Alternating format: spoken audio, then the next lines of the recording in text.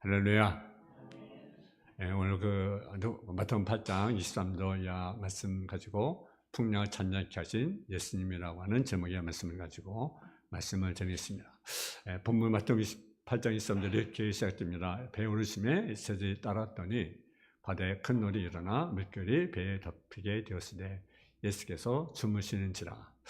오늘 본문에 나오는 그 이스라엘 북쪽 갈릴리 바다는 대략 남북의 길이가 50리, 폭이 대략 30리쯤 되는 호수입니다. 예수님은 갈릴리 바다 건너편 가다라쯤을 가시기 위해서 배를 타셨는데, 근데 얼마 가지 않아 바다에 큰 풍랑이 일어 물결이 배에 덮이게 되었습니다.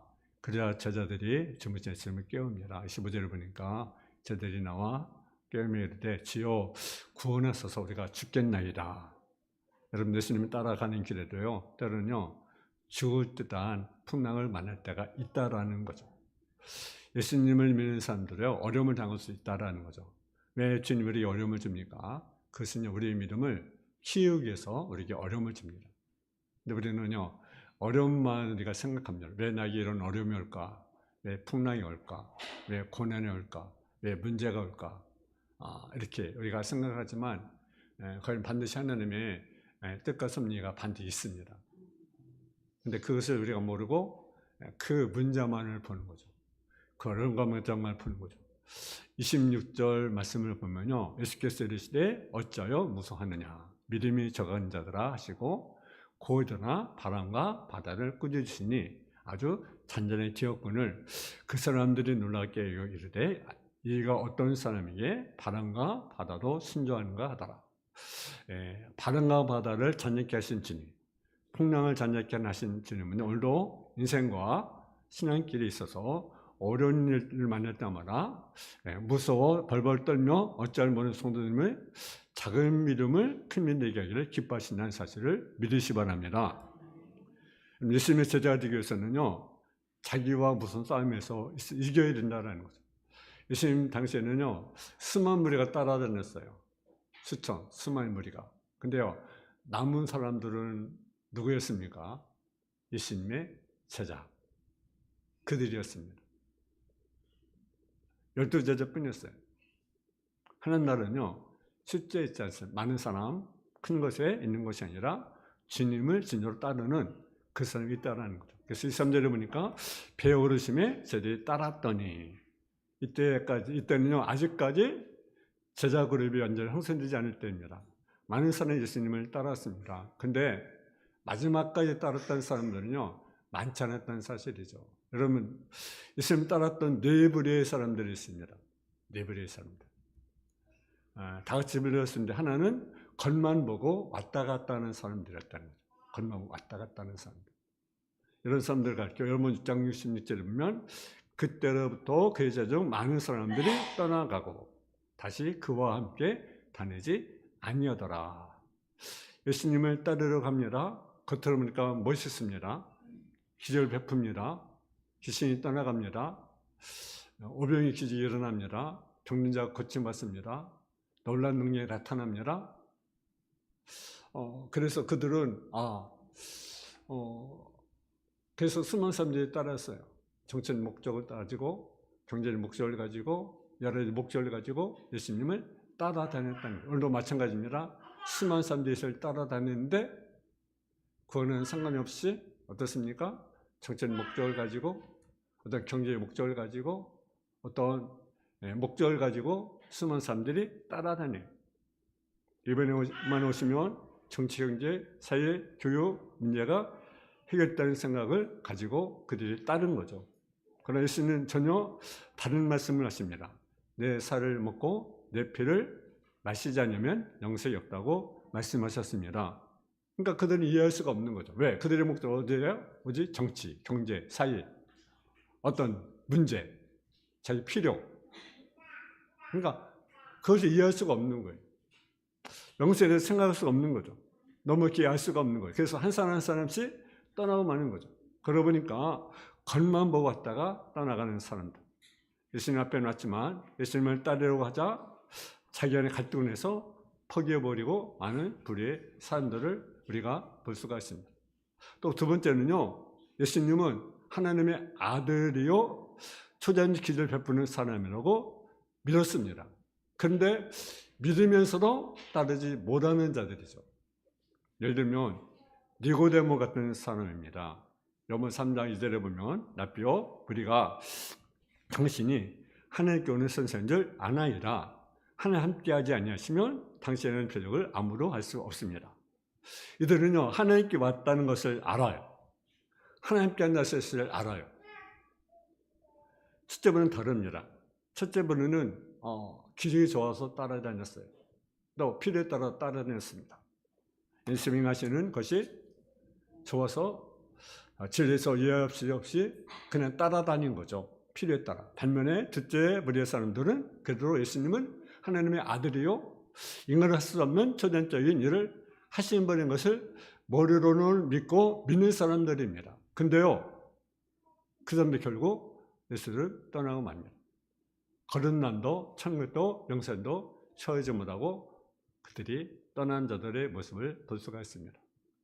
세 번째 무리 사람들은요 예수를 믿는데 겉으로 표를 내지 않아요. 예수님을 사랑해요. 근데요 겉으로 나타나지 않아요.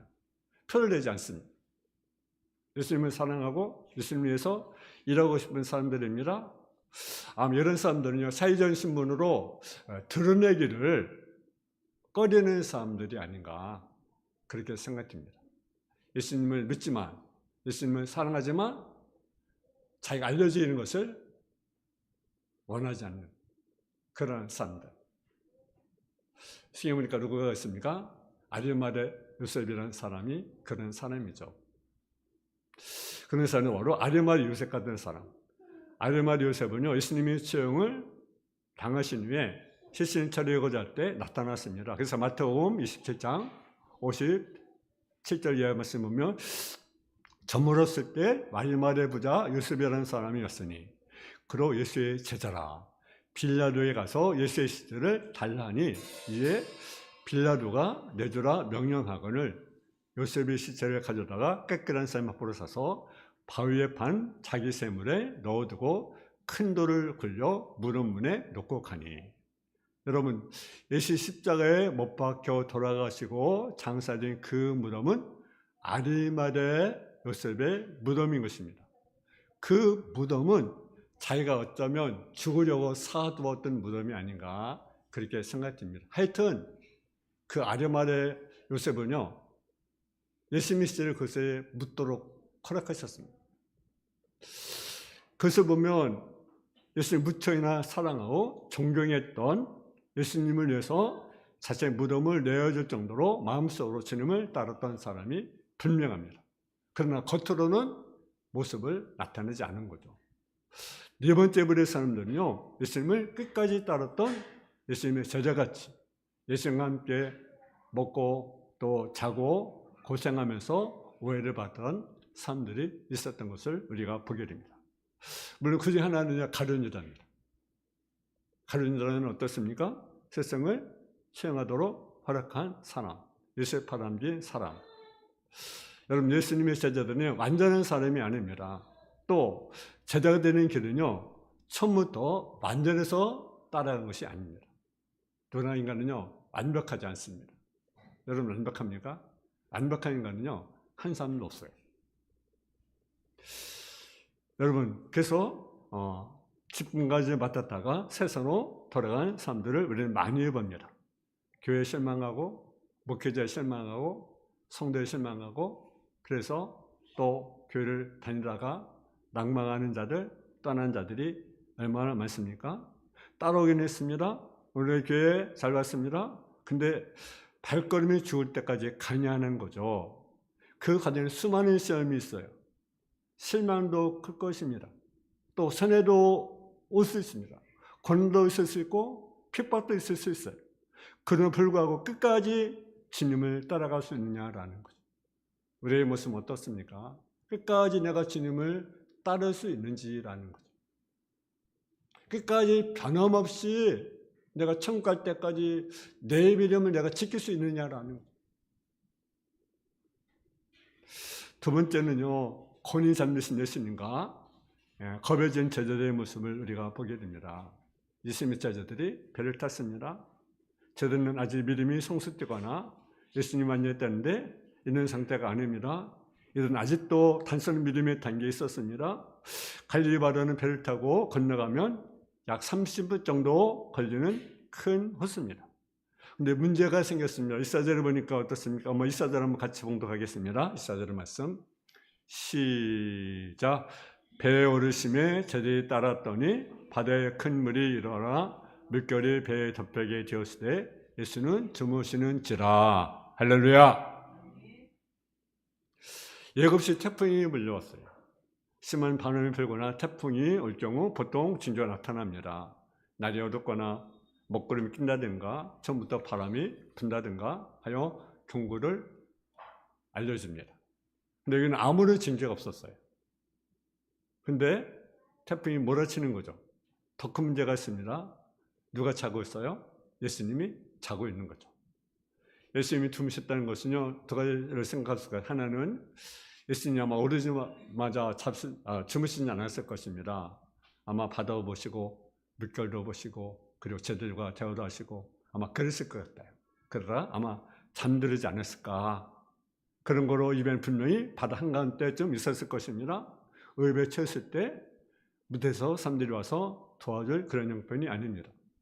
그리고 예수님은요, 몸시 피곤하셨다는 것을 느낄 수 있습니다. 여러분 얼마나 좋은 환경입니까? 바다죠. 배를 탔죠. 그게 얼마나 좋았겠습니까? 근데 피곤했다는 사실이죠. 그렇게 폭풍이 치는 대로 깨지 않는 것을 보면 정말 깊은 잠에 드신 것을 볼 수가 있습니다. 거미 잠신 예수님, 성난파도, 겁에 진 제자들, 이것이 오늘날 보이는 상황입니다. 두 번째는요, 진정한 복은요, 고난 뒤에 온다는 거죠. 풍랑 뒤에 여러분 축복이 온다는 사실입니다. 우리가 살고 있는 현실입니다. 열심히 예수를 믿습니다. 근데 갑자기 인생에 풍랑이 몰아칩니다. 하나님께서 매달립니다. 근데 아무런 응답이 없어요. 마치 주님이 주무신 것처럼. 어떤 사람은 예수 믿기 전에는 자살 직전일이 있었는데 예수 믿고 난 후에 마음이 편했고 일이 잘 풀리고 그래서 잘 됐다는 간증을 하는 사람도 있어요. 근데 어떤 사람은 예수 믿기 전에는 잘 됐는데 일도 잘 풀리고 사업도 잘 되고 형통했는데 예수 믿고 나다 보니까 오히려 어려움을 만나고 진료를 만나고 문제를 만나고 사업이 안 풀려. 그는 있습니까 없습니까? 있어요. 이런 두 가지 사건이 항상 우리가 만날 수 있다는 거죠. 여러분 예수 믿으면 만사가 잘 된다고 그런 생각을 합니다. 예수 믿으면 여러분 병도 낫고 예수 믿으면 머릿속만 상태입니까? 물론 그럴 때도 있습니다. 근데 안 될 때로 있다라는 거죠. 이런 게 성경 여러 곳에 나타납니다. 특히 영생이 기쁜 하나님 앞에 헌신의 신앙의 고백인 시편에 보면 많이 나타납니다. 예를 들어 시편 100편 여호와여 어찌하여 멀리 서시며 어찌하여 환난 때에 숨으시나이까. 왜 숨으십니까? 하나님 환난 때 왜 숨으십니까? 시편 44편 20절에 보면 우리가 종일주를 하여 죽음을 당하게 되며 전쟁같이 여김을 받았나이다. 주여 깨서서 어찌하여 주무시나이까. 일어나시고 우리를 영원히 버리지 마소서. 어찌하여 제 얼굴을 가리우시고 우리의 고난과 압제를 잊으셨나이까.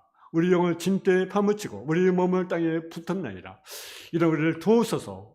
주여 인자식 만나 우리를 구원하소서. 하나님이 듣지 아니하시는 것 같이 왜 숨으십니까? 왜 고난속에 숨으십니까? 왜 환난 속에 숨으십니까? 여러분 예수님을 잘 믿으면 우리가 잘 되면 얼마나 좋겠습니까? 잘 안 될지라도 우리는 어떻습니까? 더 한 걸음 더 올라가야 돼요. 할렐루야. 예수 믿으면 축복도 받습니다. 그러나 고난도 받습니다. 진정한 고난이 있고 난 뒤에 진정한 축복이 오는 거죠. 그 전에 오는 축복, 어떻게 보면 가짜 축복일 수도 있다는 사실이죠. 단순한 축복입니다. 세상에서도 언제나 얻을 수 있는 축복입니다. 여러분 욥처럼 진정으로 연단받은 데 오는 축복이 진짜 축복입니다. 여러분 욥은요 많은 복을 받았어요. 자녀도 있었습니다. 재산도 있었습니다.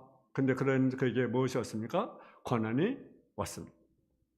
그런데 여러분 그 고난 견디니 하나님이 다시 자녀를 주시고 더 큰 축복을 내려주었던 것을 우리가 보게 됩니다.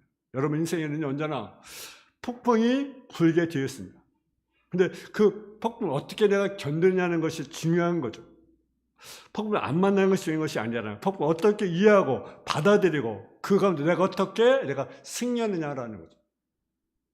승리하느냐. 본문에 갑자기 폭풍을 만났어요. 그래서 고뇌 주무시는 예수님은 깨우기로 결정합니다. 25절에 보면 저들이 나와 깨우며 이르되 주여 구원하소서 우리가 죽겠나이다. 아마 이 예수님 깨우기 전에 여러 가지 생각했을 것입니다.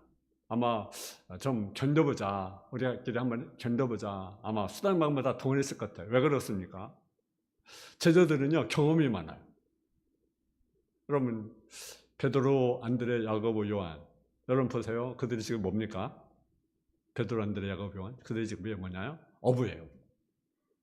그 갈릴리 바다에서 뼈가 굳은 어부들입니다. 그러니까 자기 노력으로 어떻게 이것을 견딜까, 이길 수 있을까 상방법 다 동원했겠죠.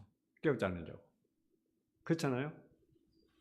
또 그들은 이런 의심을 했을지도 모릅니다. 예수님 정말 하나님의 아들일까? 능력이 많은 주님이 계신데 왜 이런 풍랑을 만날까? 그랬을 것 안 같아요? 또 한 가지, 왜 하필 이 시간 예수님이 주무시는가? 지금 풍랑을 만나고 있잖아요. 문제를 만나고 있잖아요. 근데 왜 주무실까? 결정성에 예수님 주무시는 거죠. 여러분 기도해도 응답이 없어. 완전히 포기할 증에 이르렀을 때 그때가 하나님 응답하는 때라는 거죠. 하나님은 우리가 절망하길 기다리는 거죠.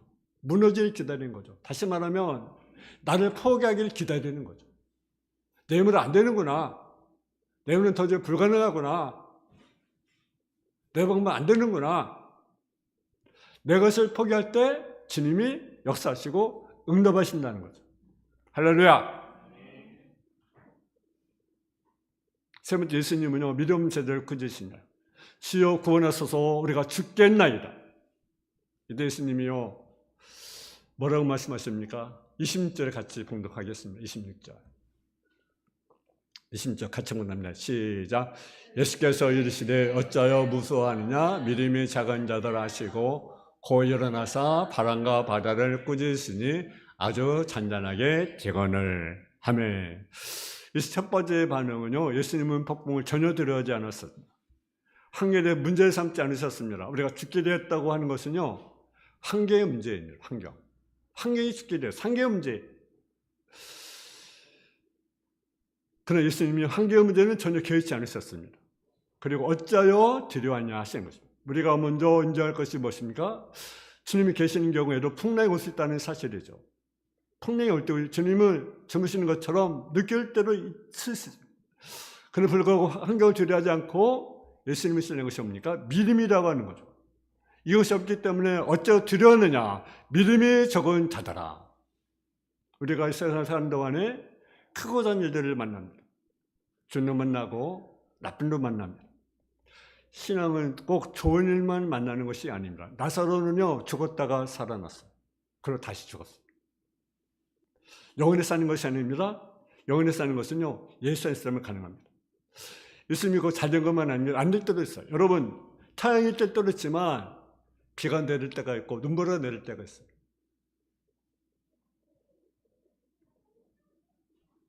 우리는 자고 큰 일을 만날 두려워합니다. 근데 왜 두려워합니까? 믿음이 없으면 환경이 두렵고 믿음이 없으면 사람이 두려워합니다. 어느 날 갑자기 사람이 무서워집니다. 사람의 오해와 비판의 소리가 들었습니다. 때를 지어와서 야단치면 두려워집니다. 왜 그렇습니까? 믿음이 없기 때문에. 믿음이 없기 때문에 환경이 두려운 거죠. 만약 우리가 어떤 일에든지 초조하거나 어떻게는 불안하다면 그것은 믿음이 없다는 증거로 받아들여야 합니다. 두려움이 생기면 아무 일도 못합니다. 그런데 두려움이 벌써는 없으면 쉬워집니다. 저들은 폭풍이 들었어요. 왜 그렇습니까? 물이 변이 들어왔기 때문에 그렇습니다. 물이 배 안에 들어 어떻게 됩니까?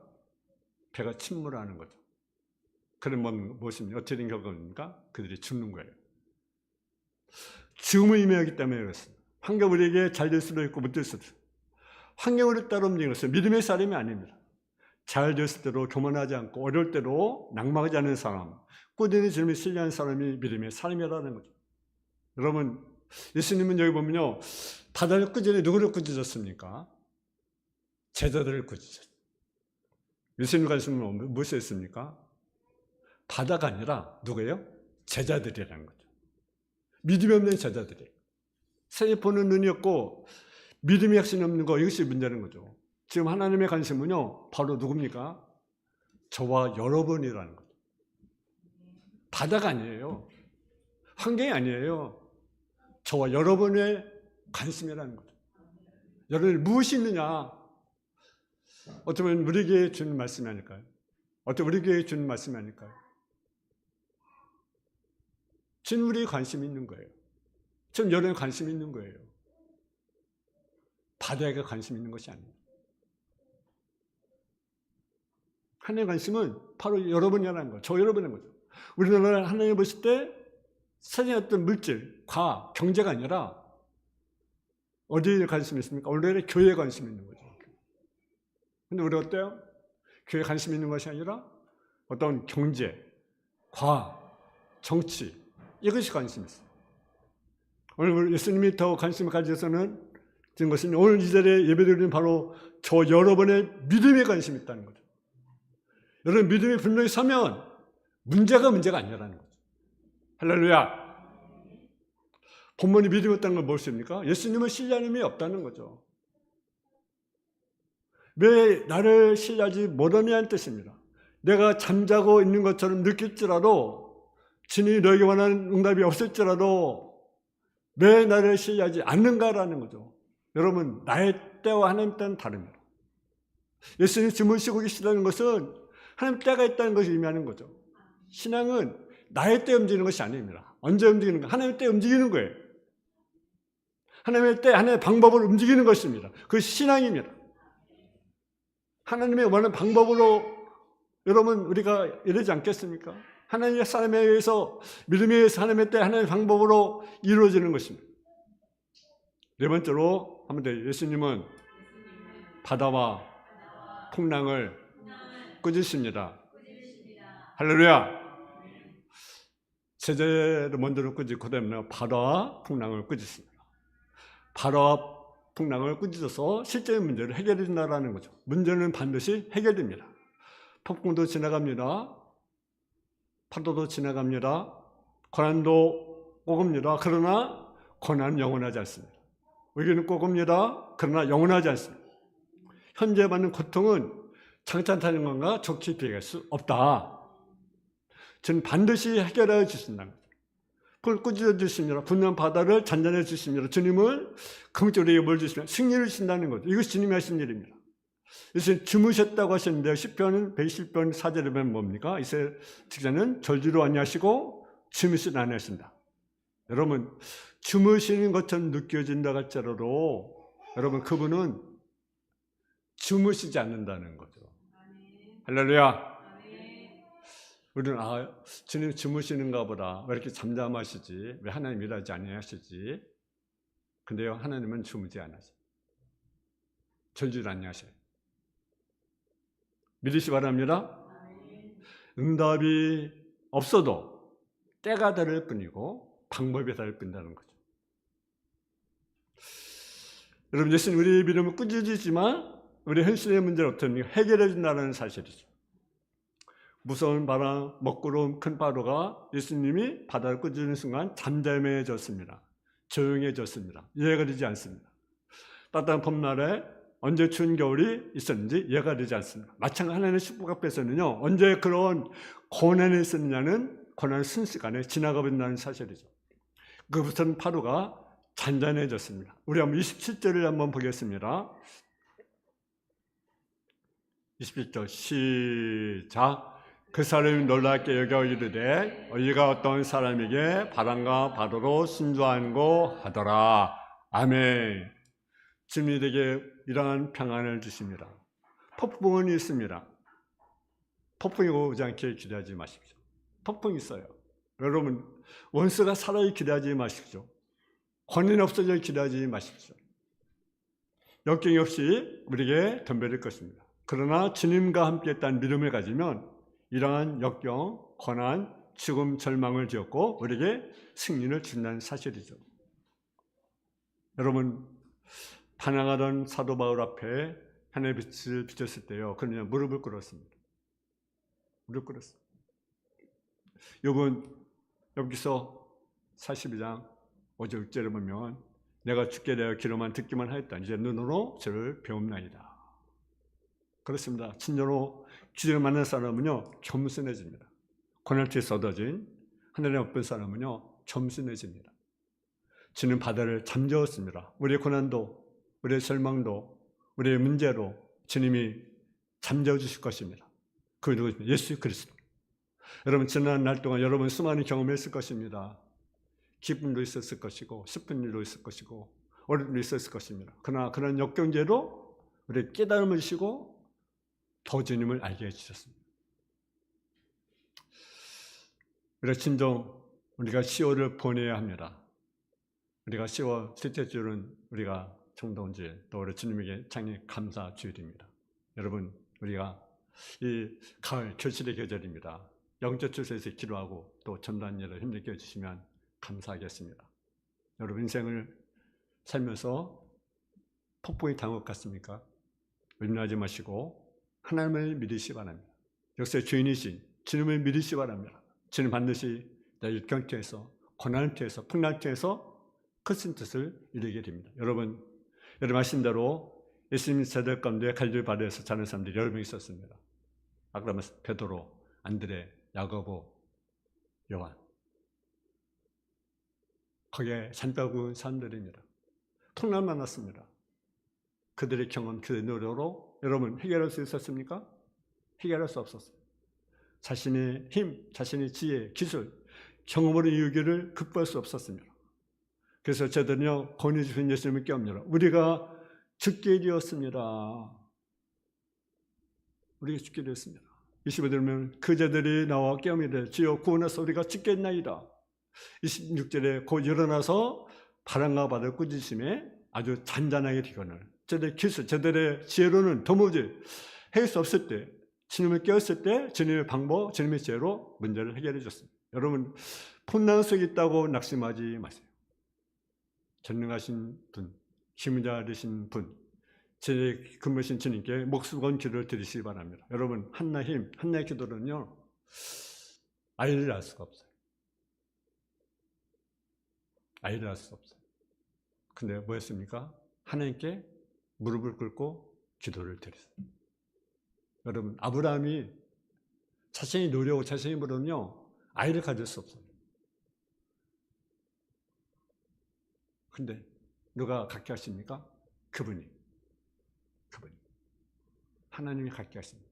여러분, 인생의 풍랑, 인생의 문제, 인생의 어려운 문제, 내 힘을 어쩔 수 없을 때 우리는 누구를 찾아야 합니까? 그분, 주님. 구하라고 하잖아요. 찾아라 하잖아요. 드리라고 하잖아요. 그분 후회 주시고 꾸지 않는 분 아니십니까? 우리의 문제, 교회 문제, 우리 하나님께 기도로 아뢰는 저와 여러분 되어지기를. 그래서 풍랑 잔잔케 하는 역사가 일어나기를 주님의 이름으로 축원합니다. 사랑의 아버지 하나님, 인생의 여러 풍랑과 문제 속에 살아갈 수밖에 없는 존재입니다. 그러나 그 가운데로 주님이 일하심을 알고 주님이 잠자코 있는 것이 아니라 주님이 우리를 지켜보고 계신 것을 알고 그분께 도움을 구하는, 그래서 풍랑 잔잔케 하신 주님을 통해서 우리가 승리하는 삶을 살아가는 속내 삶이 되어질 수 있도록 주여 도와 주옵소서. 예수님의 이름으로 기도했습니다. 아멘.